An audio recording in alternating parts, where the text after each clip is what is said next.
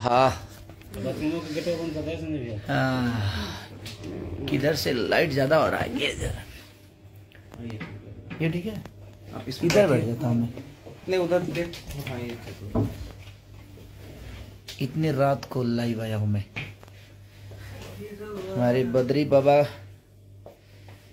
एकदम, कोई बात नहीं। आप सबसे बात करने का और मिलने का कोई वक्त नहीं होता है। भगवान का दर्शन करने का कोई वक्त नहीं होता है।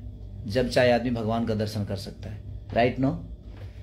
आई एम राइट या रॉन्ग? या लव यू। और हम अभी आए हैं अपने बद्री बाबा का शूटिंग, यानी सारेगामा हम भोजपुरी चैनल का काम करने आए हैं अभी हम।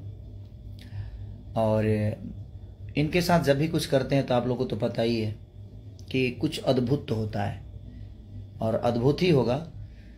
और एक गाना मेरा आज रिलीज हुआ है,